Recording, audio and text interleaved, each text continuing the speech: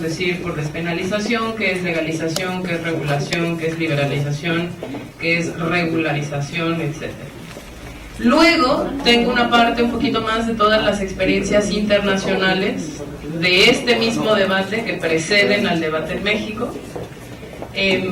Ahí ustedes me dirán, por ejemplo, si están interesados en hablar de Uruguay, de Washington, de Colorado, de Holanda o de otros ejemplos. Y finalmente regreso a situar el debate en México con la experiencia legislativa de la Asamblea del Distrito Federal, en donde recientemente se presentaron unas iniciativas en febrero y donde todavía vamos a tener debate tanto esta legislatura como la siguiente, también en este próximo periodo de sesión. Sin más, les pido por favor que la sesión sea como lo más interactiva posible, que ustedes me interrumpan en donde me tengan que interrumpir, que pregunten, que profundice o que me vaya más rápido donde ustedes consideren. Y esto nada más es con el objetivo de que cuando ustedes cubran todo este debate que se va a dar aquí con el foro que está organizando el diputado Enrique, no caigan ustedes mismos como en la confusión de los términos y entonces contribuyamos a la desinformación. Básicamente, ¿quieren que yo le vaya dando clic? No está todavía. Bueno, no importa. Las primeras slides son en realidad de bastante de contexto. El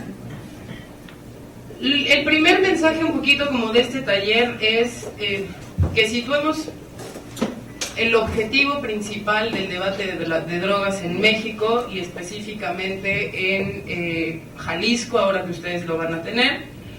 Y que sepamos una cosa, que independientemente de todas las posiciones que se expresan, hay 5 cosas que yo en más de 7 años de trabajo en materia de drogas sí hemos identificado que compartimos todos.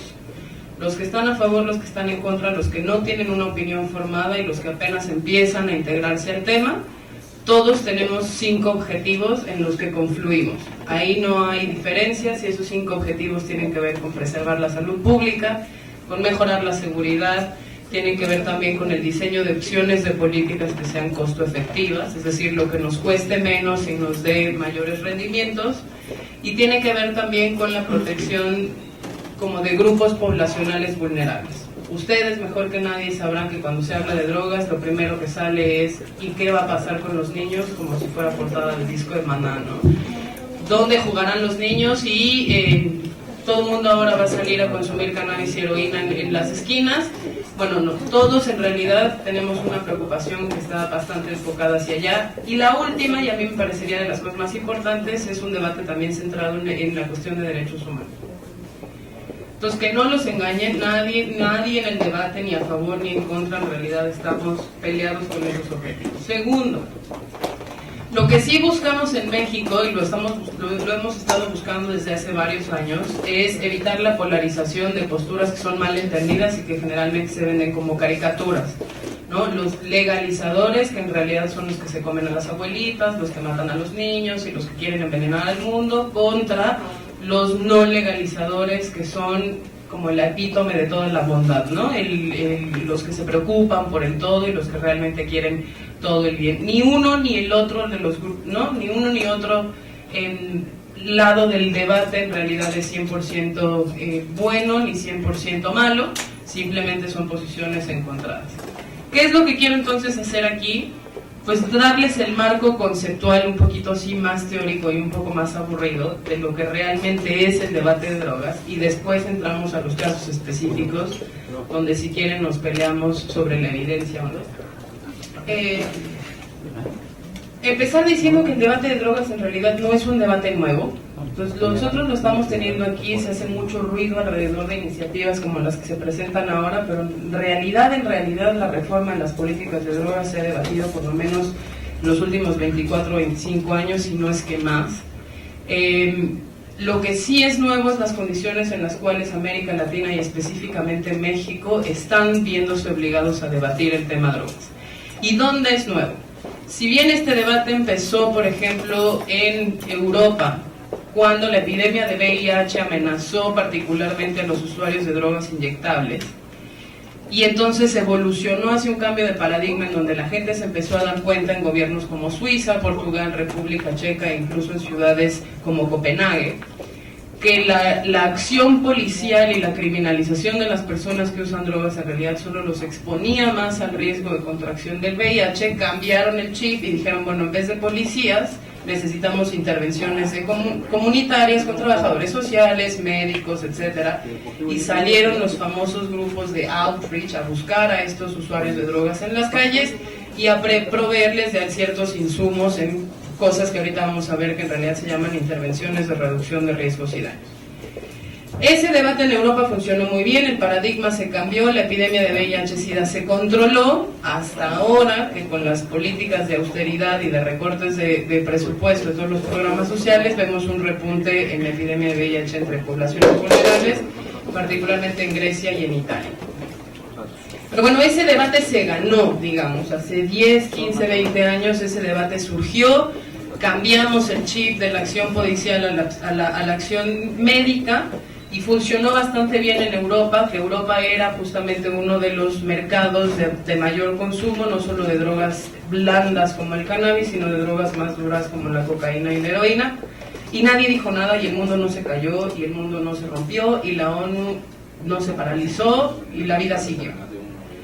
Lo que es distinto en este debate que nos trae aquí a esta mesa y que nos ha ocupado en los últimos por lo menos 4 o 5 años, es la motivación por la cual México se ve obligado a discutirlo, que es el crecimiento de la pandemia, de la epidemia de violencia que vive el país y que en cifras oficiales, incluso reconocidas por la Comisión Nacional de Población, implican incluso una reducción en la esperanza de vida de los jóvenes hombres entre 15 y 29 años por el crecimiento exponencial de las tasas de homicidio. Los homicidios entonces en México, esta crisis de violencia relacionada a la militarización del país para luchar contra los carteles de la droga y el crimen organizado, nos hace a nosotros tener esta nueva conversación sobre drogas que tiene relativamente poco que ver con una epidemia de consumo, sino más bien tiene que ver con cuestiones de seguridad.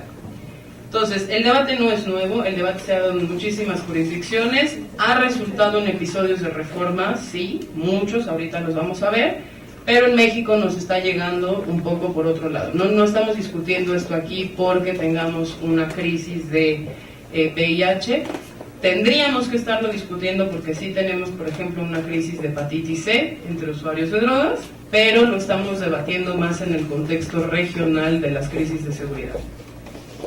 ¿Qué más hemos hecho hasta aquí? Reconocer que esta discusión es re compleja y que cuando hablamos de drogas hablamos de derechos humanos, hablamos de seguridad, hablamos de crimen, hablamos de desarrollo, hablamos de economía, hablamos de migración, hablamos de desplazamiento interno, pero también hablamos de consumo, hablamos de policías, hablamos de individuos, hablamos de médicos, etc.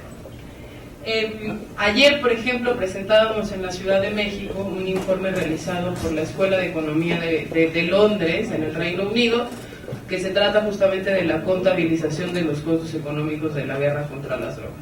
Y ahí uno de los investigadores mexicanos que ustedes van a tener la oportunidad de ver en este foro, el doctor Alejandro Madrazo, hablaba de los costos jurídico-institucionales de las políticas de drogas, que tienen que ver, por ejemplo, con la expansión del arraigo como medida preventiva para luchar el crimen organizado en situaciones que poco o nada tienen que ver con crimen organizado. Eso es una arista del debate.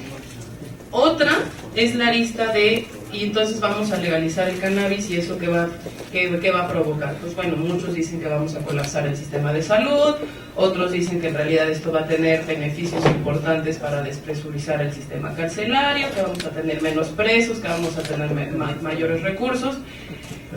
Simplemente para ponerles en el panorama que cuando hablamos de drogas y de reforma de política de drogas van a escuchar muchas posiciones en muchos ámbitos que en realidad necesitan de una expertise como muy propia cada uno y que es muy fácil confundirse.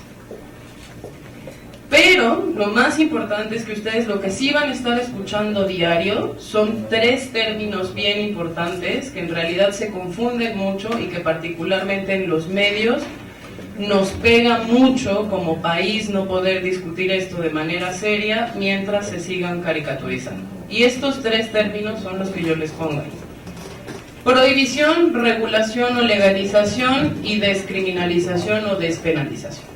Esas tres cosas se toman o como sinónimos o como antónimos que en realidad son imposibles de aparejar, que son imposibles de mezclar, y nos causan, por ejemplo, situaciones de este tipo. Como decía el diputado ahorita en la reseña que presentó sobre mi persona, participé en la elaboración de un informe que hizo la Organización de Estados Americanos que se llamó el Informe sobre el Problema de las Drogas en las Américas. Causó muchísimo revuelo porque ese informe en realidad lo pidieron 34 presidentes de los 34 países que componen la OEA, Obama incluido, el presidente Calderón incluido, Santos incluido. Hicimos el informe, 200 expertos de la región, presentamos el informe en la oficina del presidente Santos, y yo, que era consejera editorial del Reforma, de la sección nacional del periódico Reforma, y había dado este tipo de talleres al Reforma, me piden una entrevista desde Bogotá, hacemos la entrevista desde Bogotá, y al siguiente día sale en primera plana: expertos piden legalizar la heroína. No hay una sola frase en el informe de la OEA que diga que pedimos legalizar la heroína. Una, no existe. Pero ese fue el tratamiento mediático que se le dio, y yo lo que quiero ver es a la abuelita que abrió ese día el periódico Reforma y le dio el patatús en el desayuno, pensando que genuinamente habíamos ido hasta Bogotá para pedir que legalizáramos la heroína, ¿no? Y se vendiera en las tiendas Oxxo. Bueno, eso no es lo que queremos, y por eso es como tan importante que tengamos este... Si me sale una primera plana de este estilo en Jalisco, si ya renuncio, me dedico al macramé y a otra cosa, porque claramente no estamos entendiendo. Tres términos re importantes, pero también titipuchal de actores que participan en este debate. Todo el mundo está aquí, aunque les digan que nadie quiere hablar de drogas. Porque resulta que efectivamente a nadie nos gusta dar la cara para hablar de drogas, pero todos tenemos una opinión, y como Twitter se volvió la red social del opinionólogo por excelencia, pues entonces todo el mundo tuiteamos y todo el mundo decimos y nos jalamos las vestiduras, pues nadie entiende nada. ¿Cuáles son todos esos actores? A nivel federal en esta discusión participan secretarías muy importantes. Participa, por ejemplo, la Secretaría de Gobernación, específicamente desde la Subsecretaría de Prevención y Participación Ciudadana. Participa Salud, específicamente a través del Centro Nacional de Atención de las Adicciones. Participa la Comisión Nacional contra las Adicciones, participa la Secretaría de Marina, participa el Ejército, participa la PGR, la Subprocuraduría de Atención de Delitos, participan las legislaturas locales, los ejecutivos locales, y participan también organismos internacionales con actividad en México. Participa el INEGI, porque el INEGI tiene una oficina especializada en el seguimiento de crimen organizado y estadística con las Naciones Unidas, participa CONAPO, participan incluso las iglesias. Entonces va a haber un montón de interlocutores ahí, y es también muy importante que ustedes sepan quién está diciendo qué, para que puedan identificar en realidad cuál es el sentido de esas declaraciones. A nivel estatal, entonces, tenemos ya, por ejemplo, 2 legislaturas que están debatiendo activamente el tema: la Asamblea Legislativa del Distrito Federal y Jalisco, en un esfuerzo que nosotros saludamos, que empieza a debatir el tema. Pero también tenemos ejecutivos estatales comprometidos con el tema. Nuevo León es uno de los estados que tiene, por ejemplo, los tribunales especiales para primodelincuentes no violentos que cometieron crímenes bajo el influjo de sustancias, alias cortes de drogas, porque apréndanse ese nombre, ¿no? Morelos, que también empieza a debatir este tema con el gobernador Graco Ramírez. El Distrito Federal, donde Mancera un día dice que sí y al otro día dice que no, pero igual participa. Y organismos internacionales como la ONU y como la OEA.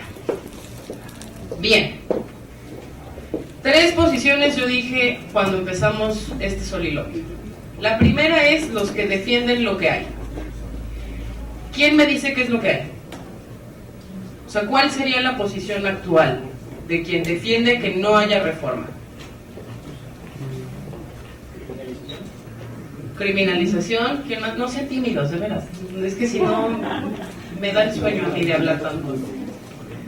El hecho de pensar en la legalización de la marihuana puede motivar a que las generaciones consuman de manera abierta y sin temor a que sean castigados ni nada, ¿no? Ok, pero vamos como más a lo básico. ¿Cuál es la política de drogas actual? ¿Cuáles son las drogas que son legales, por ejemplo? El tabaco, el alcohol. El alcohol y el tabaco. Primer gran felicitación, porque en México no me supieron decir, o sea, no supieron identificarme el alcohol como una droga, y el alcohol es una droga. Entonces, bueno, vamos perfectamente bien. Tenemos una política que hace distinción entre drogas legales e ilegales. Las legales son el alcohol y el tabaco, entre otras, porque hay un montón de sustancias químicas que se usan como drogas y son legales. Los fármacos, por ejemplo, las drogas médicas son drogas y son legales. Y tenemos la distinción de las drogas ilegales, donde entraría marihuana, coca, ahí no saben, como que no las consumen. A ver, marihuana, cocaína, ¿qué más? Ese sí es nuevo para mí, ¿qué es eso? Ah, bueno, ¿eh? ¿Qué más? Tachas, ¿qué más? Ácidos, ¿qué más? Crack, ¿qué más? Nada más, heroína, cristal. Bueno, todos ven Breaking Bad, me estoy dando cuenta. Muy bien. Pero esa política, entonces, ¿cómo reacciona frente a las drogas legales y cómo reacciona frente a las drogas ilegales? Si ustedes salen de aquí y en su mochila traen 2 cervezas, ¿qué les pasa? Nada. Si traen 2 churros, sanciones, ¿no? Entonces, bueno, lo más importante es saber que la política actual lo que hace es esta distinción entre drogas legales e ilegales, y que todas aquellas que permanecen ilegales solo están permitidas bajo las convenciones de ONU para usos médicos o científicos. Si ustedes quieren las tachas para hacer investigación, van a tener muchos problemas, pero si logran superar la burocracia, lo van a lograr. Si quieren las tachas para ir de fiesta, también lo van a lograr, pero con sanciones criminales si alguien los cacha. Entonces, esa es la política que tenemos, pero ¿cuáles son las premisas sobre las cuales se defiende esa política? Y ustedes ya me lo dijeron, y me lo dijeron muy bien.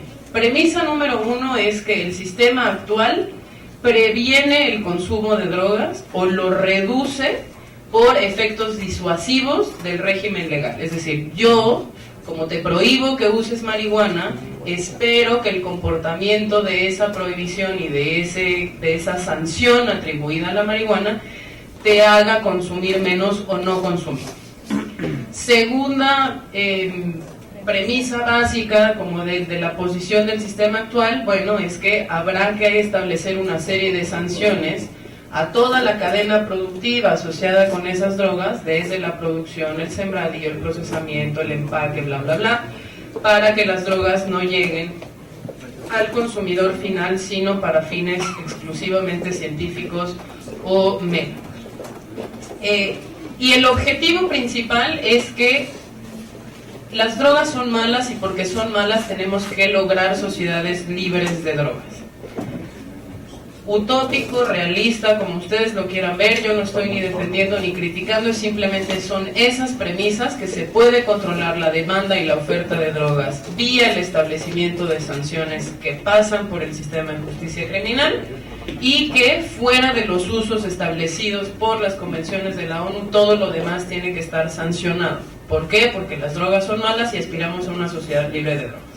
Ya después vamos a ver si hemos logrado en 50 años llegar a sociedades libres de drogas. Por lo que veo del conocimiento empírico de la sala, no. Defensores de la regulación. Aquí están otros que no defienden lo que hay, que quieren defender un cambio, y ese cambio pasa por hacer legales las sustancias ilegales y regularlas. Y aquí entra mi primera distinción básica. La legalización como palabra nos dice muy poquito de lo que se propone. Si ustedes han hablado, por ejemplo, de la legalización de la marihuana en Estados Unidos, no es lo mismo la legalización en Washington que la legalización en Colorado. ¿Por qué? Alguien que me diga por qué no. ¿Son autónomos los distritos? Sí, pero eso ¿qué significa? Que cada quien le pone las reglas que quiere, ¿cierto? Y entonces de lo que depende el resultado de la política es de las reglas que se le pusieron después de haber legalizado, es decir, de cómo se regula. Yo ahorita se los voy a contar muy rápidamente, pero Washington State tiene una regulación bien distinta a la de Colorado y las dos son legales. Entonces, legalizar no me dice nada. Después de que legalicé cuál es el marco regulatorio que aplico, eso sí me dice mucho de cómo voy a lidiar con ese mercado. Entonces, los nerds de la regulación, que además es una disciplina bien establecida y académica y estudiada y teorizada, lo que dicen es, se tienen que legalizar o la marihuana o todas las drogas o la que sea que defiendan, pero a esa legalización se le tienen que poner controles regulatorios para poder entonces tener control sobre el mercado desde el principio hasta el fin. 3. Los de la liberalización. Entonces ahí ya les metí un 4 en realidad, porque les estoy hablando de legalización, de regulación y de liberalización.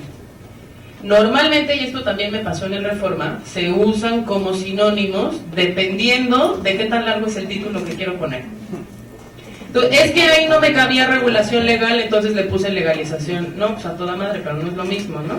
Entonces, no, pero es que no cabía.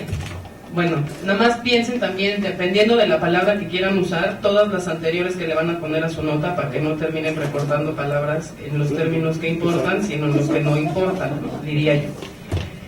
Liberalización entonces va muchísimo más al tema de las drogas, como cualquier bien, tendrían que estar reguladas únicamente por oferta y demanda, y el que las quiera consumir que las consuma y el que las quiera producir que las produzca, porque lo más importante es el imperativo liberal de asegurar que no haya interferencia en el mercado y de asegurar que el individuo tampoco se le impongan tutelas que no pide.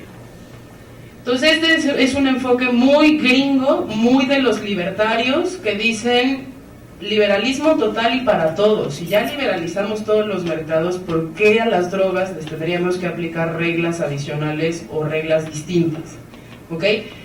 Y ahí entonces ya vimos que los legalizadores que buscan la regulación no son los mismos legalizadores que buscan la liberalización o el ideal libertario de free for all y que cada quien se haga bolas con su cuerpo, con su nariz y con su psique. ¿Sale? Entonces, 3 términos que ya van ahí diferenciados. Entonces, prohibicionismos. Yo acabo de hablar de legalización, acabo de hablar de regulación y acabo de hablar de liberalización. Ya les dije más o menos de qué iba cada cosa y hablamos ya también de quiénes eran los que defendían el sistema actual. Pero ustedes mismos se van a dar cuenta, porque además viene Fernando de la Monzarrán y viene Vidal Llerenas y viene gente que está en contra también. Muchos hablan del prohibicionismo, muchos hablan de la reforma de la política de drogas, otros hablamos de fiscalización, otros hablan del régimen de control, y en realidad todos más o menos nos estamos refiriendo a una cosa que es el status quo. Lo que hoy tenemos, unos lo refieren como prohibicionismo, otros por su nombre oficial y rimbombante, que sería Sistema Internacional de Fiscalización de Sustancias Ilícitas y Psicotrópicas, y otros simplemente se refieren a él como las políticas actuales o la estrategia de control, etc. ¿Qué sí es y qué no es la prohibición? Porque entonces aquí también vamos quitándole la emoción y los adjetivos innecesarios. La fiscalización de sustancias establecida en el régimen de la ONU significa única y exclusivamente que vamos a estar dentro de las 3 convenciones de drogas que se han firmado, en el 61, en el 71 y en el 88, y lo que vamos a decir aquí es lo que ya dijimos. Sanciones criminales a la producción, distribución, posesión y uso de sustancias psicoactivas para fines no médicos y no científicos. Todo lo que no sea ciencia y lo que no sea medicina va a estar penado con sanciones criminales que van a depender del marco jurídico de cada país, y el objetivo es, como lo dijimos ya hace rato, reducir justamente la existencia de esos mercados ilícitos o el consumo de esas sustancias ilícitas. ¿Qué no es el prohibicionismo? A ver, el prohibicionismo no es un prohibicionismo absoluto, no significa la no existencia o la negación del todo, porque incluso dentro del prohibicionismo tenemos ciertos elementos de regulación legal. ¿Dónde tengo, por ejemplo, elementos de regulación legal? Pues que dentro de este mismo sistema que penaliza, por ejemplo, la morfina o que penaliza, por ejemplo, la heroína, tengo un régimen legal de medicamentos y entonces puedo utilizar diacetilmorfina, que es la heroína, en ciertos casos específicos, con ciertas autorizaciones específicas, que estas sí están muy bien reguladas. Yo les preguntaría, ¿ustedes saben dónde se produce todo el opio que requiere el mundo para hacer medicinas? ¿Dónde pensarían que se produce? ¿En Asia? Bueno, ese es el productor ilegal más importante de opio. Burma es el principal productor de opio. Afganistán. ¿Se produce en Estados Unidos? Bueno, el sistema dice que solo ciertos países lo pueden producir y hasta el momento tenemos alrededor de 17 países con licencias para producir opio de manera legal. Pero los mayores productores son la India y Turquía. Producen cultivos ilegales para fines legales que se venden a la industria farmacéutica y son dos países que a mí me gusta mucho traer a colación por lo siguiente. ¿Ustedes pensarían que son las democracias perfectas, India y Turquía? No. ¿Que tienen los gobiernos más pulcros y limpios del mundo? Tampoco. ¿Tienen la mejor reputación democrática de transparencia, participación y todo lo demás? Tampoco. Y sin embargo son dos estados que son perfectamente capaces de regular el cultivo de sustancias que después van a una industria farmacéutica perfectamente legítima sin producir violencia. Entonces, es interesante que tengamos como todos estos datos en mente antes de que nos vayamos como las cabras, ¿no?, al monte a criticar todo lo que se dice sino en realidad entender qué se dice. Entonces no hay una prohibición total dentro de la prohibición, no hay. Sí hay mercados legales para ciertos fines específicos, pero lo recreativo sí está requete contra prohibido. Luego, es importante que cuando nosotros hablamos de prohibición y prohibicionismo sepamos que es un término que se utiliza básicamente para designar a un sistema que sí tiene una ideología detrás. A ver, el sistema no nació de verdad del consenso internacional de todas las naciones queriendo poner un fin al consumo nocivo de sustancias psicotrópicas. A ver, esa idea romántica del multilateralismo no existe. Y existe en base a ciertos controles geopolíticos que desde hace más de un siglo se establecieron por las potencias mundiales, Inglaterra y Estados Unidos específicamente, pero designan un sistema que se inauguró con las convenciones de drogas y que después se profundizó como con toda esta retórica gringa de la guerra contra las drogas. Entonces, cuando oigan a los legisladores, cuando oigan a los hacedores de política, cuando oigan a los opiniólogos, ¿no?, a Héctor Aguilar Camín y a Rubén Aguilar y a Jorge Castañeda hablar de prohibicionismo, estamos refiriéndonos sí al control, al sistema internacional de control, más al tema de esta ideología de como las drogas son malas, hay que emprender una guerra contra las drogas, que eso sí viene muy importado desde la administración Nixon de Estados Unidos. Importante saber que dentro de las legalizaciones y las regulaciones legales también hay prohibiciones. Entonces, como hay, por ejemplo, con la regulación del alcohol, ¿alguien puede pensar una prohibición dentro de la regulación del alcohol o del tabaco? La venta a menores es una prohibición dentro de un marco legal y en tabaco hay otros que son mucho más específicos. Consumo en vía pública, fumar en edificios públicos y en espacios cerrados en general, ¿no? La venta, por ejemplo, de cigarros por unidad también es una prohibición, que no se cumpla muy bien es otra historia, pero también saber que prohibiciones dentro de la legalización hay, ¿ok? Luego, despenalización, ¿sí? Sí, yo acá tengo una pregunta. ¿Cabe ahí la parte de la calidad de lo que se ofrece, por ejemplo, de los cigarros o del alcohol? En todo caso, también podría trasladarse a la parte de la cannabis, es decir, de que cumplan ciertos estándares de calidad para que, aunque sea de menor costo, que tenga cierta calidad en lo que cabe el producto, ¿no? Sí, ahorita lo vamos a ver si quieren con los ejemplos específicos de legalización de cannabis, por ejemplo en Uruguay, en Colorado, sí hay iniciativas de introducir ciertas prohibiciones. Por ejemplo, La que puedo pensar más rápido en materia de calidad de cannabis es Holanda. El gobierno conservador de Holanda hace un par de décadas quiso introducir una prohibición para la venta de cannabis con contenidos de tetrahidrocannabinol mayores al 15%. Quería decir que las variedades de mota que fueran particularmente potentes las íbamos a prohibir porque la gente se ponía muy malita en lo suyo. No necesariamente prosperó porque cualquier prohibición que es arbitraria generalmente tiende a ser muy mal aceptada por quien consume y por quien está encargado, por ejemplo, de las regulaciones de los coffee shops. O sea, ¿por qué 15 y no 16? ¿Por qué 17 y no 22? ¿No? Cuando son así muy arbitrarias, pero sí las hay. Entonces es bueno que lo traigan a colación porque dentro de las legalizaciones y la despenalización y todo lo que es orientación más hacia lo legal, también hay cosas que permanecen prohibidas y que por lo tanto permanecen delitos. Sí hay. En la despenalización, que no es entonces ya lo mismo que la prohibición, es dentro del marco legal que hace que ciertas sustancias sean ilícitas, yo lo que voy a dejar de perseguir como delito es el consumo y la posesión para uso personal. Esa es la despenalización, yo lo quito del catálogo de delitos. Y lo sanciono si lo quiero sancionar como sanción administrativa, pero no constituye una ofensa criminal. Que eso es mucho de lo que se va a debatir esta semana aquí en Jalisco.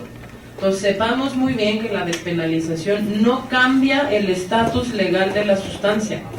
La marihuana hoy en México está prohibida y seguirá siendo ilegal si hay despenalización o no hay despenalización, porque la sustancia como tal está clasificada como solo permitida para usos médicos y científicos.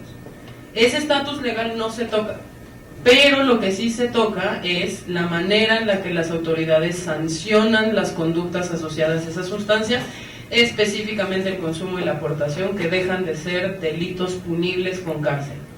¿Sí estamos? ¿México tiene despenalización o no? Sí. ¿Con qué ley? ¿Alguien sabe? Ley General de Salud. Ley General de Salud, ¿sí? Artículo, no, ¿cierto? No, ley 394. ¡Ándele, sí se lo sabe! Las tablas de dosis máxima de portación para uso personal. No, bueno, no se quieren ir al DF a cubrir esto porque en el DF estamos muy mal. Sí, Ley General de Salud es la ley que nosotros conocemos en el jargon de drogas como Ley de Narcomenudeo, que lo que hizo fue crear, digamos, una competencia concurrente entre la Federación y los estados para perseguir delitos menores relacionados con drogas y establecer los rangos máximos que una persona puede tener en sí misma para su consumo personal. ¿Cuánto es la dosis máxima de marihuana en esa ley? 5 gramos. 5 gramos, ok. Y arriba de 5 gramos, ¿qué pasa? Me detienen. Te atoran, pero sí, pero jurídicamente Presume que es narcomenudeo. se considera narcomenudeo. ¿Y quién entra? ¿La federal o la estatal? Hay concurrencia. Ajá. Técnicamente estamos obligando a los estados a perseguirla, entonces son los estados, y lo maravilloso de nuestra ley es que la federación se reserva la competencia de poder atraer cualquier delito de narcomenudeo para investigaciones que presupongan o sospechen narcotráfico. ¿Cuál es la máxima de narcomenudeo? O sea, ¿hasta dónde deja de ser narcomenudeo y se vuelve narcotráfico? 5 kilos. 5 kilos. Y entonces para todas las demás es el máximo por 1000, está dentro de la competencia del Estado y más arriba ya es narcotráfico. Maravilloso. ¿Funciona? ¿Por qué no? Sigue dando. Hay un incremento ¿De qué? por la venta. Ok, no estamos terminando con la venta, pero más allá de eso, ¿cuál sería la expectativa de una ley que despenalice? O sea, ya si quieren, al margen de si funciona o no funciona. Ajá. Que consumidores no sean detenidos, ¿no? Pues, Que se haga efectivo el rollo teórico de si no voy a considerar una ofensa penal o un delito el consumo, que entonces yo no me esté llevando a la cárcel o al MP consumidores. Entonces, digamos, el objetivo básico de esa despenalización es realmente hacer que el consumo no sea un delito criminal y que la aportación para ese consumo personal tampoco lo sea. ¿Cuál es, digamos, el flow o el defecto de este tipo de approach? Pues bueno, que si me acachan en la transacción con el dealer y la acabo de hacer, los dos estamos incurriendo en un delito de compra-venta de sustancias controladas y por lo tanto sí es delito, incluso si esa transacción se hace solo para mi consumo personal. De ahí que haya otros enfoques que digan, bueno, aparte de despenalizar, tendríamos que estar regulando cómo se dan esas transacciones, y ese fue, por ejemplo, uno de los argumentos de Uruguay.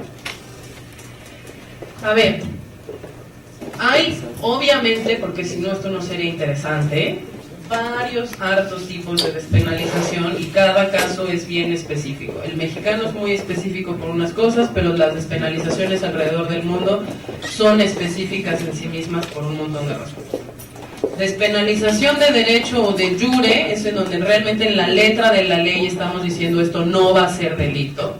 Y la despenalización de facto, que es donde no tenemos competencias legales para nosotros escribir la letra de la ley, simplemente hacer que la institucionalidad funcione de tal manera que no se persiga en la realidad ese delito, aunque en la letra de la ley no se haya modificado. ¿Varios ejemplos de esto? Sí, pero casi todas las legislaciones europeas mantienen la cannabis penalizada y, por ejemplo, no hacen la priorización de la acción policial, y ahí cabrían entonces en las despenalizaciones de hecho. Despenalización entonces no es lo mismo que prohibición, está dentro de la prohibición, pero considera que hay estas dos excepciones de consumo e importación, pero no es legalizar, eso ya lo vimos, no cambiamos la situación de la sustancia. Entonces, ¿qué es legalización? Ya, esa ya se la puse muy fácil. Se deje de castigar, que se quite del régimen de sanciones. Sí, pero si yo, a ver, literalmente cualquier proceso de legalización, ¿qué significa? Que no se castiga. Se cambia el estatus legal de lo que quiero legalizar. Si ayer estaba prohibido y está permitido, y ahí se acabó la legalización. Fin. Ya, la clase de legalización es lo que antes estaba prohibido, ahora no está prohibido, ahí se acaba la legalización. Es una cosa tan fácil y tan simple y tan corta que en realidad no alcanza para describir una política. Y a mí me gusta repetir esto hasta que me canso. La legalización en sí misma, como término, no es una descripción de una política pública. La política pública es qué hago si no legalizo, y si legalizo, qué hago después. Legalizar en sí mismo no necesariamente dice nada o mucho sobre lo que nosotros querramos hacer. Obviamente, y esta presentación se las voy a dejar, pero es utilizado el término indistintamente para producción, distribución, venta, posesión legal de sustancias. Todo el mundo cuando se habla de legalización cree que en realidad hay una ausencia de regulación sobre todos estos temas. Sin embargo, es muy importante saber que solo es ese proceso por el cual lo dejamos de hacer ilegal y se volvió legal.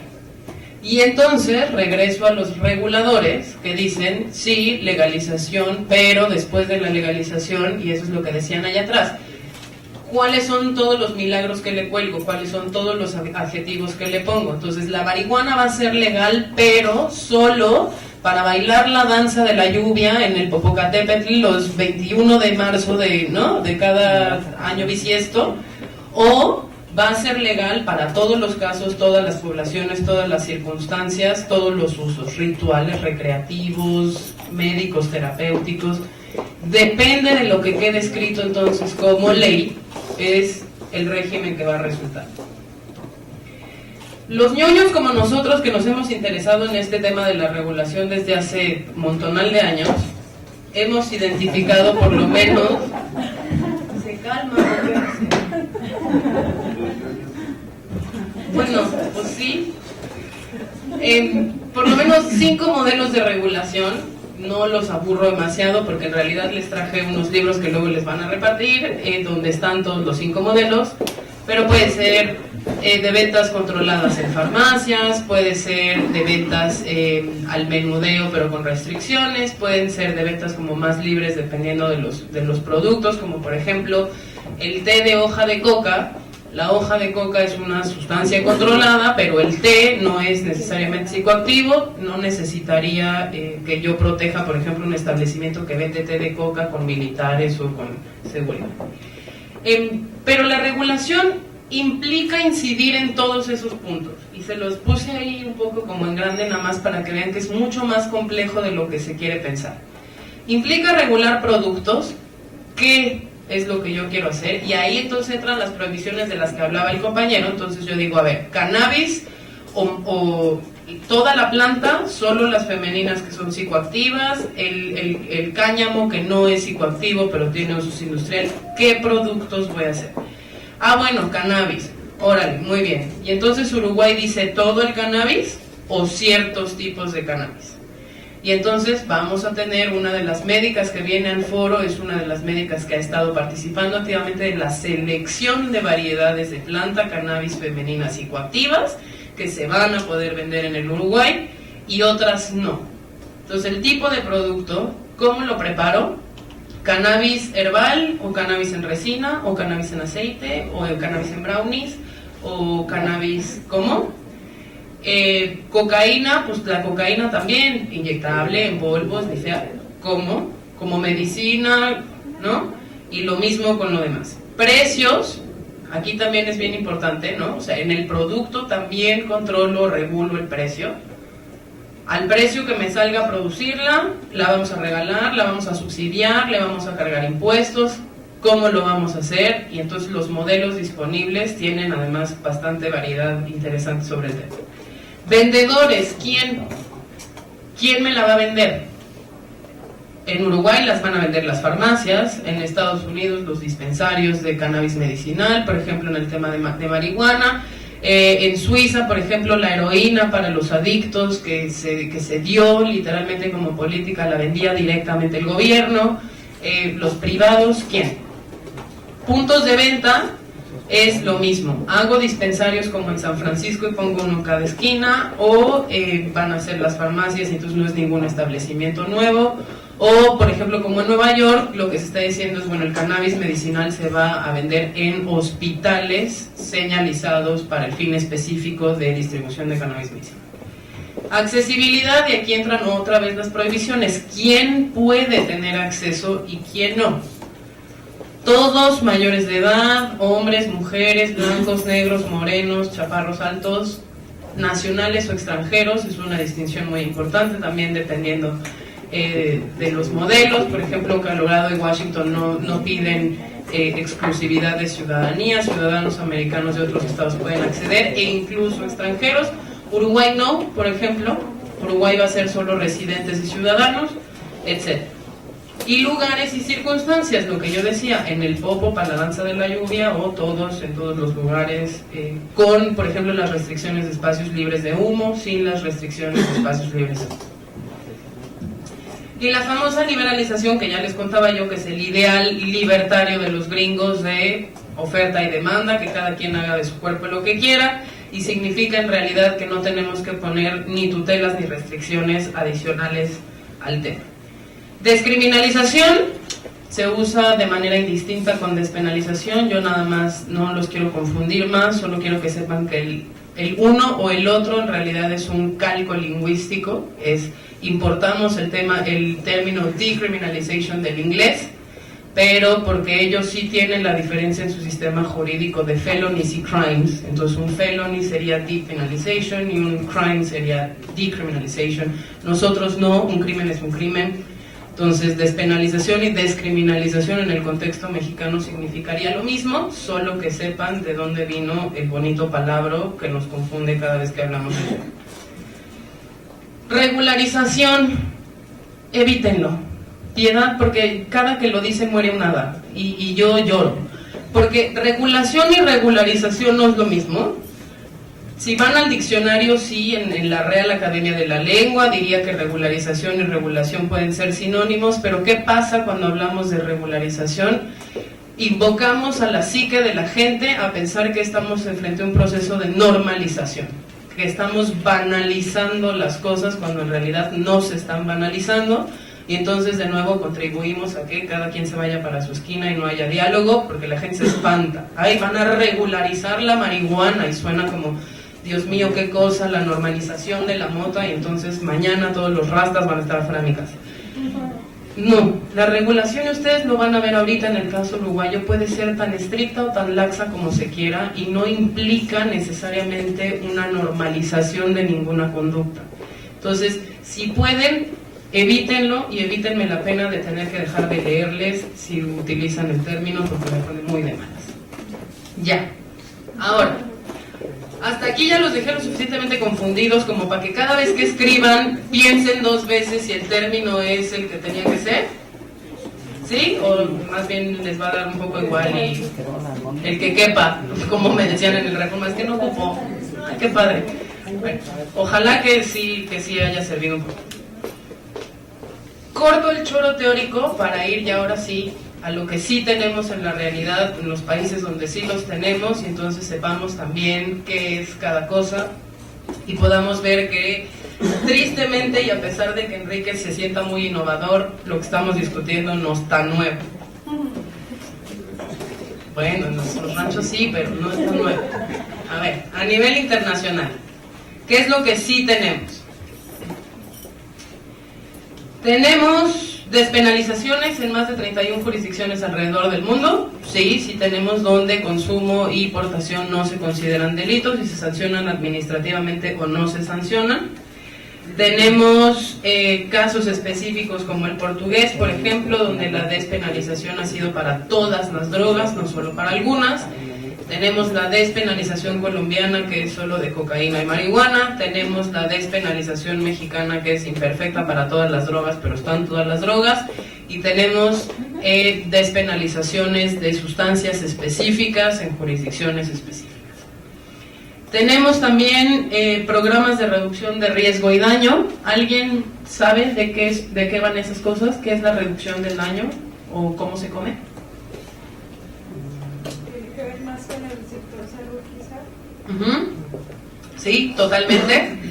Reducción de daños es un enfoque que dice, a ver, pragmatismo primero, la gente que usa drogas, no todas quieren o pueden dejar de usarlas. Y es bien importante que reflexionen primero en el quieren, porque muchas veces nosotros como outsiders o como gente que convive con una persona que tiene un problema de drogas, nosotros somos los que queremos que deje de usar drogas, pero a lo mejor la persona que las está usando no quiere, por cualquier motivo que este sea. Entonces, para los que no quieren o no pueden descontinuar el uso de drogas y tienen un problema ya de consumo que está deteriorando su salud o sus interacciones sociales o su vida económica, por ejemplo, hay intervenciones para reducir los daños asociados a ese consumo. Por ejemplo, el más común es, si tú te inyectas heroína y no quieres y no puedes dejar de inyectarte heroína, como es el caso de todos ustedes, pusieron cara como... Si no quieren o no pueden dejar de inyectarse heroína, lo que sí podemos evitar es que contraigan VIH o hepatitis por utilizar jeringas contaminadas. Y eso es reducir un daño que es bien importante no solo para el individuo, que en realidad le estamos ahorrando la tragedia de contagiarse de una enfermedad que no tiene cura, sino también para los sistemas de salud nacionales. Es mucho más barato para Suiza, por ejemplo, decir, compro jeringas, compro agujas, doy heroína, que tratar una población de usuarios de drogas inyectables plenamente contagiada de VIH y hepatitis, porque los antirretrovirales son mucho más caros que las jeringas o las agujas o la heroína. Y eso existe también en 70 jurisdicciones alrededor del mundo, no solo en los países desarrollados como Europa, sino también empieza a existir, por ejemplo, en Brasil. ¿Alguno de ustedes ha oído hablar de Cracolandia? ¿No? ¡Qué mochos! Cracolandia es un pueblo maravilloso en Brasil, que es en realidad una de las favelas más podridas de los suburbios de Río de Janeiro, en donde la epidemia de crack, el consumo de crack, se volvió tan grande que entonces ya teníamos realmente un problema de salud pública, porque los usuarios de crack eran demasiados y el problema de deterioro social y de salud era muy grande. El crack no se inyecta, el crack se fuma. Sin embargo, el uso de parafernalia contaminada también estaba generando sobre todo el contagio de hepatitis entre los usuarios de crack. Y Cracolandia lo que dijo fue, yo en vez de intervenir en tratamientos de hepatitis, que además ustedes saben que la hepatitis no se te quita en la vida nunca, la controlas pero no se te quita, voy a hacer intervenciones de reducción de riesgo y daños distribuyendo pipas de crack. A los evangélicos les dio un ataque al corazón y sin embargo Lula lo hizo. ¿Y qué fue? Bueno, distribuir pipas de madera que se calientan menos, que cortan menos, que queman menos la boca, que son mucho más higiénicas que la manera en la que en Cracolandia se consumía el crack, que ustedes como son gente de bien no saben cómo se consumía. Se consumía o en focos o en latas de Coca-Cola cortadas por la mitad, porque el crack se tiene que calentar. Y entonces abrían los focos o abrían las latas, calentaban la droga, la fumaban utilizando eso y se cortaban y se quemaban de tal manera que los contagios eran muy fáciles. Entonces distribuir pipas de madera fue la opción para dejar de hacer un contagio masivo de hepatitis entre usuarios de crack. Eso es reducción de riesgo y daño, se hace en más de 70 jurisdicciones alrededor del mundo y para su sorpresa México lo hace. México lo hace en relación al VIH, está dentro de la norma oficial 028, que es la de prevención y control de las adicciones, y hemos nosotros históricamente distribuido jeringas y agujas y otros kits, les llaman Preven Kits, para evitar la transmisión de VIH. Dentro de la tendencia internacional de la despenalización, simplemente leerles una noticia que salió hace 10 días más o menos, en donde justamente la Organización Mundial de la Salud, y les leo el comunicado para que no digan que soy yo, sacó 3 recomendaciones para que todos los países del mundo pusieran a consideración en materia de política de drogas, que son: primero, todos los países deberían buscar desarrollar políticas y leyes que descriminalicen la inyección y el uso de drogas ilegales.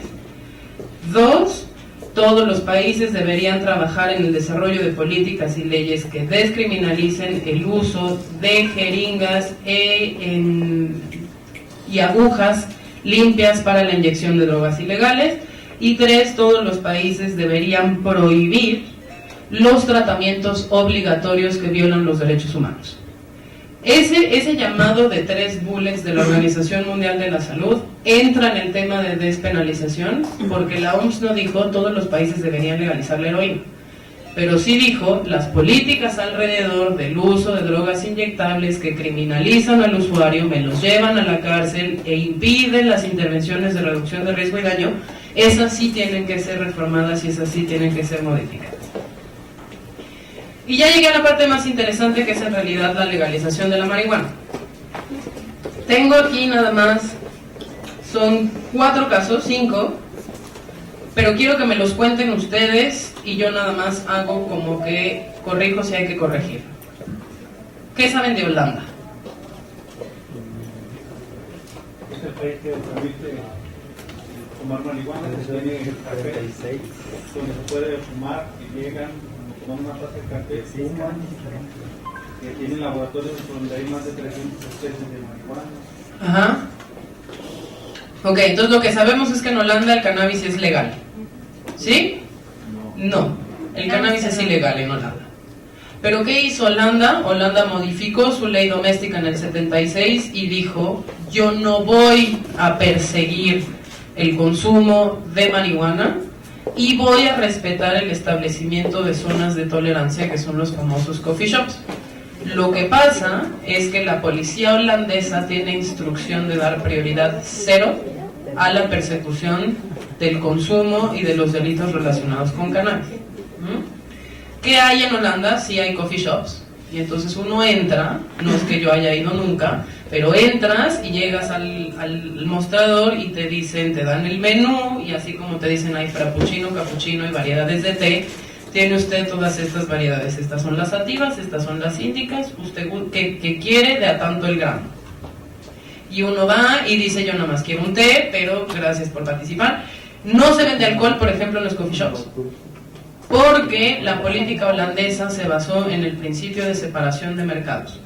dijeron, no vamos a priorizar el encarcelamiento de usuarios de cannabis, ni vamos a priorizar que la policía se distraiga con la producción y la venta de cannabis, porque me voy a concentrar en otras drogas que son más duras, pero sí quiero que aquellos que consuman cannabis, consuman solo cannabis.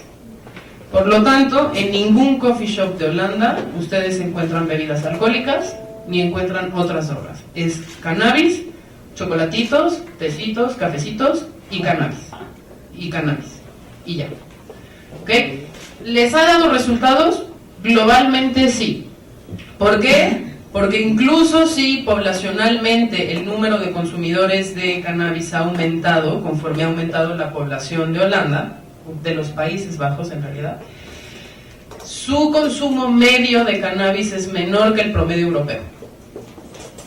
Menor que Francia, y Francia tiene unas leyes draconianas de drogas, incluyendo marihuana. Menor que Inglaterra, menor que Alemania, menor que sus vecinos próximos. Caso 1. Caso 2, España. ¿Han oído hablar de los clubes canábicos? ¿Y es legal? No, está despenalizado, también es tolerado por la... Tampoco es legal, exactamente, porque la legislación española sigue diciendo que el cannabis en España es ilegal. Sin embargo, operan en una zona gris de la legislación, que lo que hace es, de nuevo, no priorizar la persecución de delitos relacionados con cannabis, porque la ley sí permite el autocultivo de 2 plantas por individuo para su propio consumo. Si yo tengo 2 plantas, yo, Lisa, tengo 2 plantas para consumir, eso no me puede a mí no me puede acreditar, digamos, a tener una sanción de cárcel.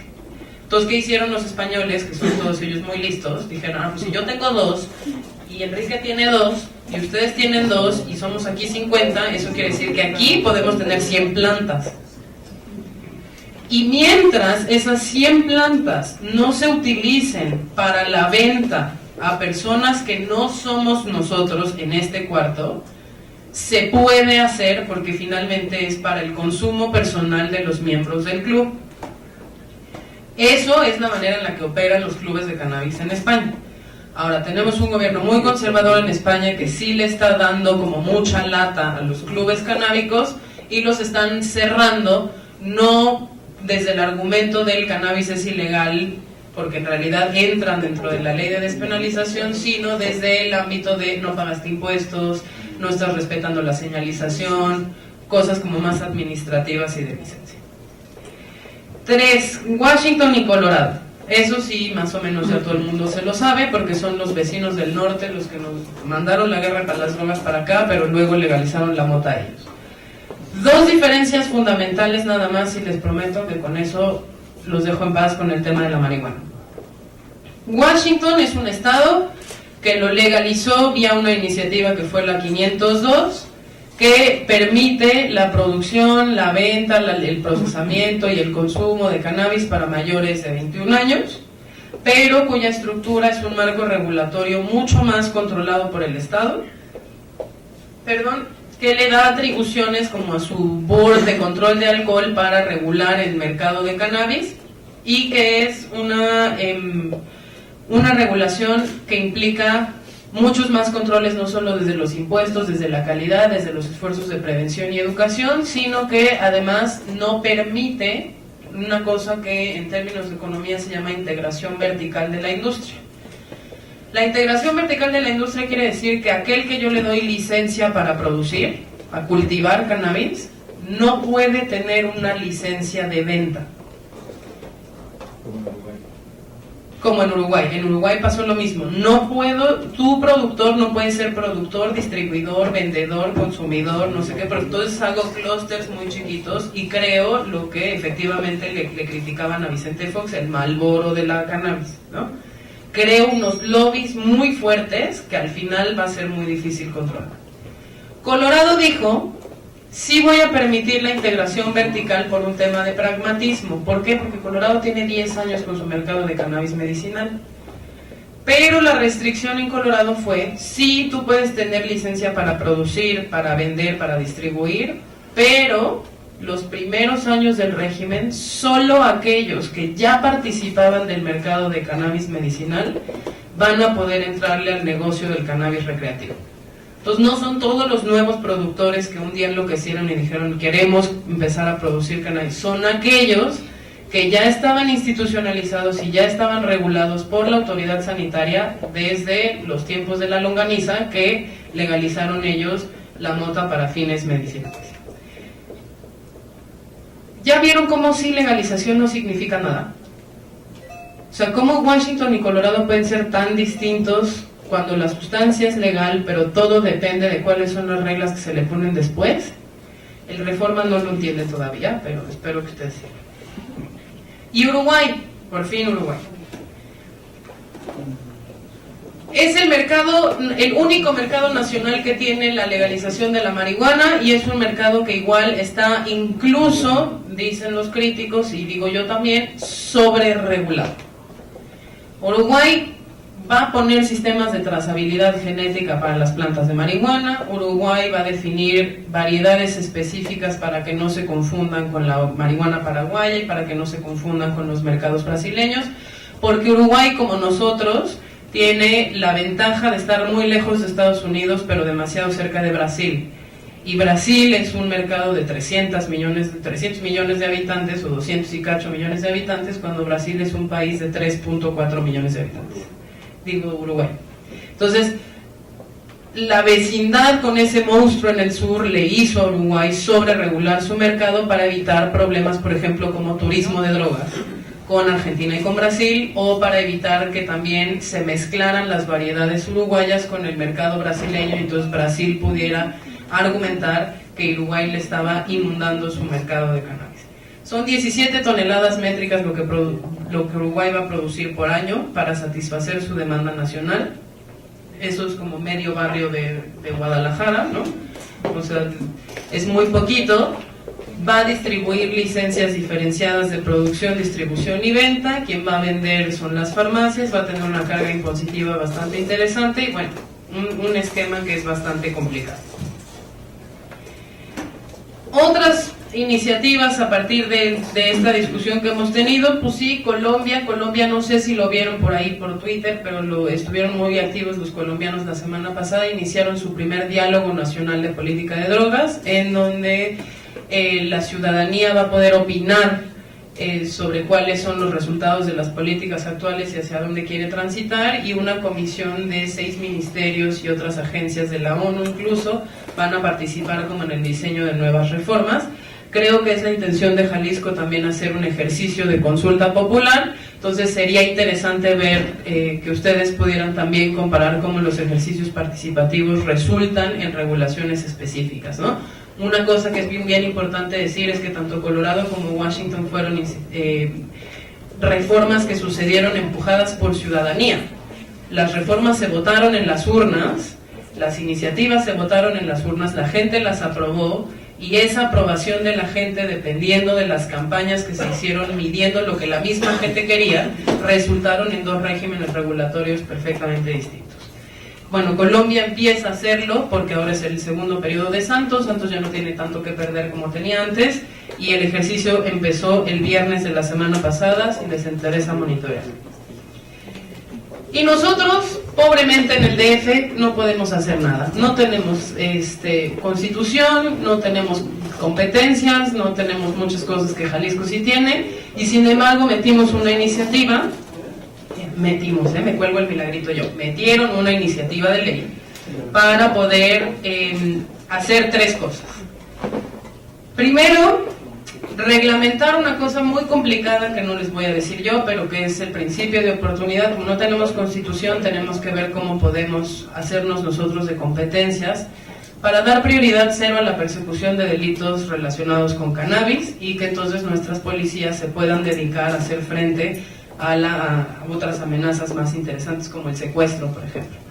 2, lo que sí quiere también es poder sentar las bases para un sistema de investigación científica real que nos permita hacer investigación sobre cannabis, que hoy es muy complejo y muy burocrático. 3, reducir riesgos y daños, sobre todo a través de la información de los consumidores. Y 4, realmente establecer mecanismos de regulación más fuertes para sustancias legales. Yo no sé si ustedes lo saben, pero el DF tiene una bronca grande de alcohol. tiene una bronca grave de tabaco y tiene una bronca grave de solventes, particularmente en adolescentes de barrios marginados. Entonces queremos meter, o que se quiere meter, regulaciones más estrictas para el consumo de drogas legales. Objetivos claves de la propuesta, pues ahí se los puse: focalizar la eficiencia y el trabajo policial, o sea, dejemos de hacernos mensos en donde no está realmente la violencia y donde no están realmente las prioridades de seguridad. 2, separar el mercado del cannabis de otros mercados para que entonces evitemos, digamos, esta es una relación pragmática. ¿Por qué, alguien sabe de ustedes aquí, por qué estamos casi todas las iniciativas de reforma empezando por marihuana? Es la droga que menos daño físico causa a la gente de las consumidas. Es una droga blanda, es de la que menos daño. ¿Por qué más? Porque el pragmatismo básico dice, a nivel internacional y a nivel local, la marihuana es el 90% del consumo de todas las drogas ilegales. Entonces tengo que empezar por marihuana porque es la que más se consume. Que no quiero que la gente consuma cocaína, claro que no quiero que la gente consuma cocaína, pero ese es básicamente el argumento por el cual se empieza por ahí. Modificaría, como ustedes son expertos en el artículo 394-84, no sé qué, fracción tercera de la Ley General de Salud, ya no se los cuento, pero modificaría esa tabla para darnos un mayor margen y realmente acercar la despenalización a las unidades de mercado. Cuando ustedes van con su dealer a comprar marihuana, pocas veces les va a vender 5 gramos, aunque ustedes lo intenten, pocas veces. Entonces, es adecuar esto un poquito para que realmente el consumidor no sea penalizado, no sea criminalizado. Lo segundo, pues es sí dotarnos un poquito más de competencias de control sanitario, porque tristemente mientras el control sanitario sea competencia exclusiva de la Federación, los estados pueden hacer poco para regular calidad, potencia, precios, etc. Y finalmente, bueno, pues disminuir un mercado negro que todos sabemos que tiene consecuencias importantes, incluso la ONU ha aceptado esas consecuencias negativas no esperadas, ¿no? Si la marihuana sigue siendo ilegal, si las drogas siguen siendo ilegales, lo primero que se crea es un mercado negro, y en ese mercado negro pues actúan carteles de la droga, no actúa ningún gobierno ni ninguna autoridad sanitaria. Dicho eso, son libres de irse, preguntas si quieren tener preguntas. Mi último mensaje nada más sería, el debate de estos 3 días va a ser un debate de alto nivel, va a tener gente que sabe bastante del tema y que esté a favor o esté en contra de lo que aquí se propone. Pues es gente que sí ha dedicado su vida a esa investigación, que lo pongan le pongan la atención que merece, que lo traten con el respeto que se merece, y que si tienen dudas es mejor que pregunten y no digan, como no tuve espacio o no me alcanzó el tiempo, mejor le puse lo que yo creí que era y no lo que es. Si tienen pues más dudas, la presentación se la queda Enrique, entonces esas se las pueden distribuir a todos por correo. Ahí vienen también mis datos de contacto, tanto los twitters como el correo electrónico. Yo estoy en la Ciudad de México, pero estaremos participando mañana en la inauguración del foro, y quedo a su disposición en caso de que tengan más preguntas o más inquietudes. Muchas gracias.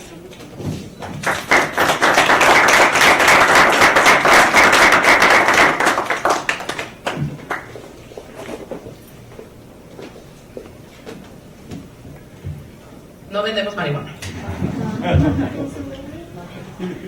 Ni a ver muestras gratis tampoco.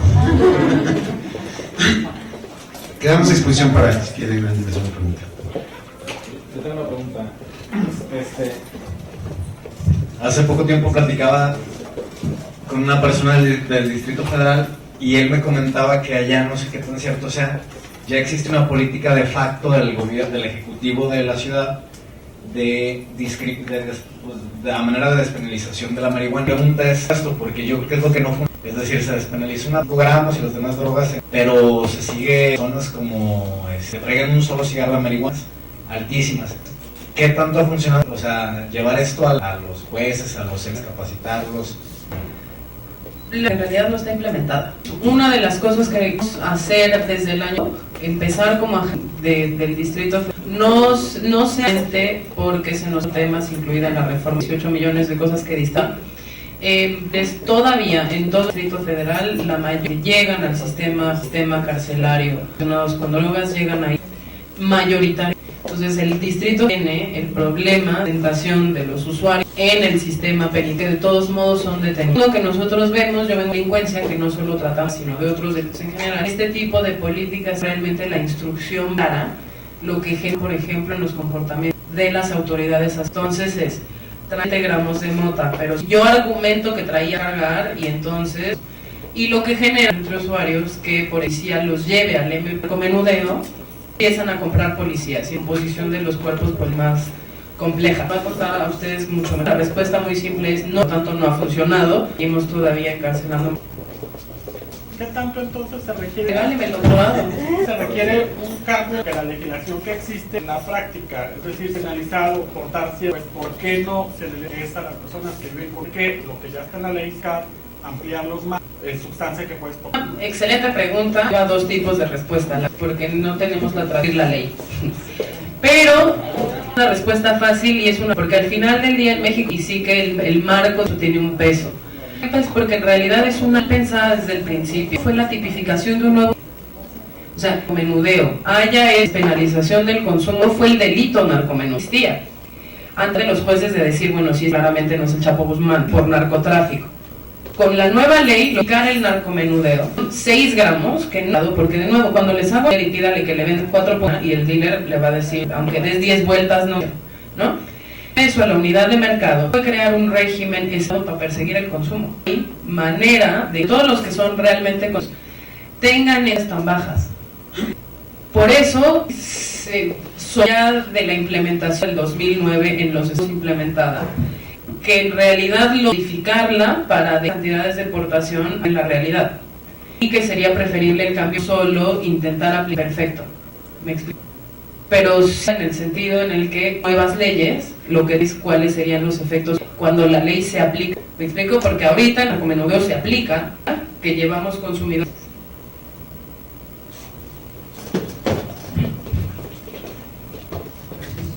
Quisiera saber en qué a 10 años después del uso podría bajar todo el narcomenudeo, todo lo que con la sobreproducción relacionado con lo que tiene que ver con lo infame, ¿no? Es un monstruo que está. Darle un camino correcto. 10 años, ¿cuánto haría la vida de la población? Obviamente son especulaciones. Tengamos el régimen, colectar los datos, no podemos con precisión. Es importante. Por ejemplo, los presos federales están igual. Régimen efectivización que implica la escarcelación de poder hasta el impacto del sistema penitenciario federal no es menor.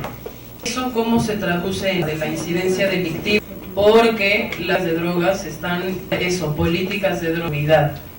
Nosotros vía la reforma de abatir la criminalidad organizada. Pero sí tenemos, pues, estar hablando en una reducción como de entre el 12 y el 17 federal, una de sobre el 36%. ¿Cómo hacer eso? No es fácil, carcelamos al transfederal. Por ejemplo, ya tendería a ir. Sí habría en la mejoría, digamos, del salario, sí mejoría en términos de derechos humanos y de está en la cárcel sin motivo. ¿Cuánto, digamos, el crimen? Ahora, estudios, hay logrado apuntando una reducción en los últimos 6 meses, 14%. No es ganancia social, ¿no? Tiene potencial. Yo soy una norma, pero yo no los vine a categorizar. Lo que quiero es que ustedes, dependiendo de la opción de los resultados que tenemos cierta aplicación de ley de narcomenudeo. Originalmente nosotros apoyamos de despenalización efectiva. Dentro del marco de mi seguridad, lo que hizo fue crear. Ahora lo que vemos es que estamos a hacer la discrecionalidad ya es un delito tipificado. Pues sí, más.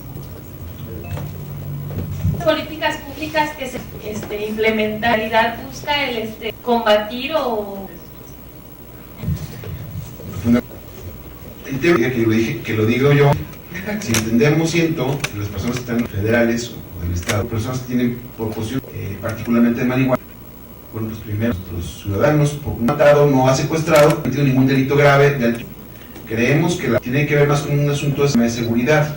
Y si a personas que consumen, se ha demostrado que se sensibilizan, pues trae hasta 20 gramos y de aplicar el criterio y hacer estatal el delito, claro, uno persigue. Creemos que si logramos, hace España, ¿verdad? Lo que ha hecho no criminalizar, pues ellos índices mucho más, lo que hace Suiza son los que le dan la droga a la población que va a buscar otras drogas y administrando en esos sectores, pero como previo todo un esquema que van a una plática, les digo qué te va a pasar y le damos para atender la adicción, porque en el esquema a nosotros nos falta algún día teníamos y por eso nos dimos de iniciar esta discusión que está, dice Lisa, no estamos descubriendo nada, ya están, esta iniciativa ya está, hay una iniciativa es que en la agenda de las libertades de un social en México, siendo un diputado de un estado, debemos identificar los problemas, proponer alternativas de solución que con tantos se han ido en los últimos periodos. El tráfico, diferentes partes. Si seguimos, el resultado es el mismo y como está.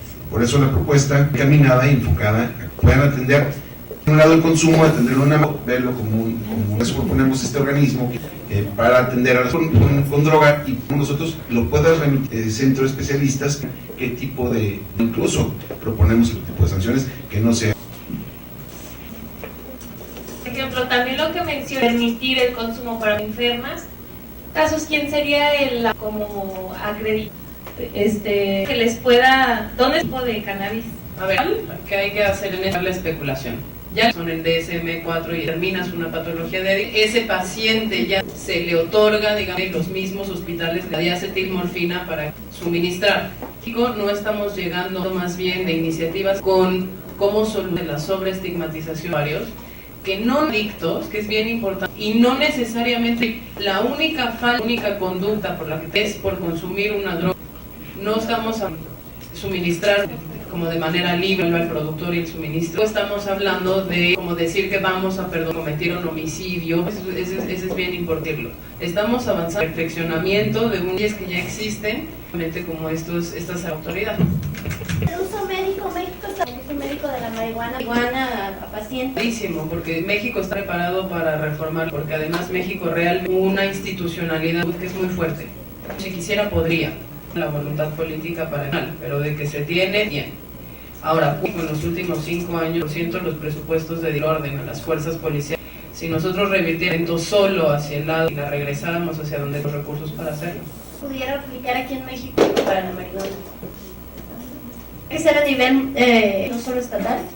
Hacer modificaciones dentro de esa. Ustedes son muy a un estado. Nosotros que llamada DF nos vamos a... Ustedes que sí tienen estado tienen de sus propias concurrencias, modificar ciertos. Ahora en materia medicinal se podría hacer, aunque es que en materia de estupefacientes sanitario es la de la Federación.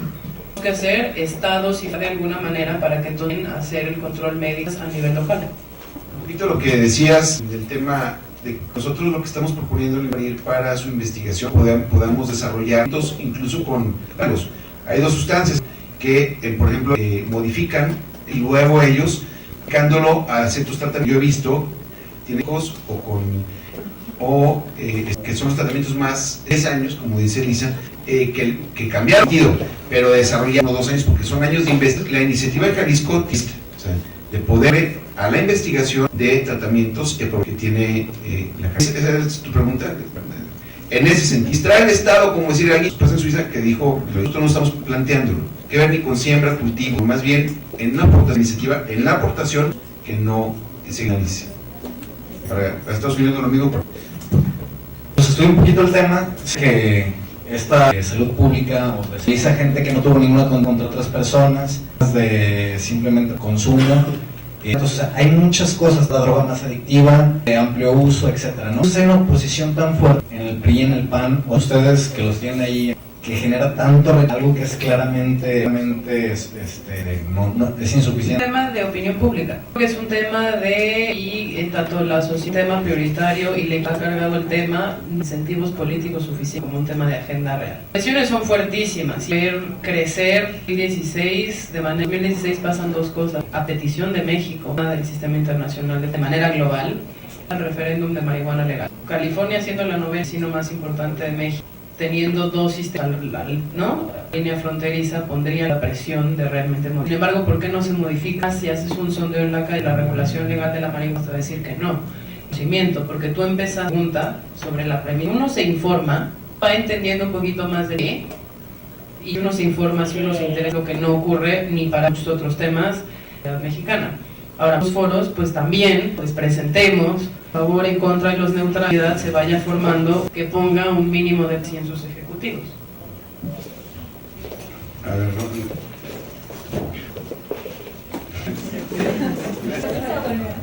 Pues por los que ver con la agenda de todos los datos que se han generado, me parece la gran aliado por todo el tema del CESTIS en esta que está y que no se quiere actividad y despenalizarla, que a lo mejor para de parte de las actividades o acciones que otros actores. A mí me parece que la corrupción que tiene que ver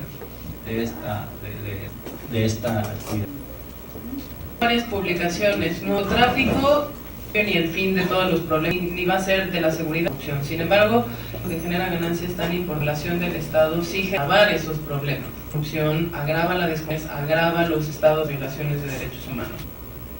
Tenemos un poquito donde es ir pensando de cómo prevenir, o no tiene nada que ver con el consumo, se corrompa por dejar pasar, nada que ver con el efecto del individuo que lo consume. De manera en la que el Estado lidia a partir de una política que dice realizar vía sistema de justicia los incentivos para ese juego. Evidentemente, las drogas de manera legal, el esquema regulatorio terminaría con los problemas, terminaría con la inseguridad, terminaría con la corrupción. Ese es uno de los incentivos que ese tipo de actividades.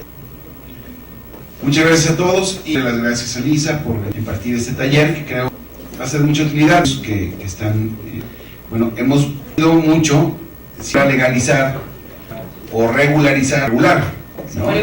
Ese tipo, lo hemos discutido, lo hemos utilizado, entender, digo, a mí me queda que nos permiten identificar el objetivo que tenemos IVA, sirve mucho el taller por las investigaciones que he desarrollado. De verdad. Igual con esto abrimos foro de cannabis públicas y a todos los Paraninfo, donde Lisa también va a hacer otro tema, pero interesante y de veras agradezco.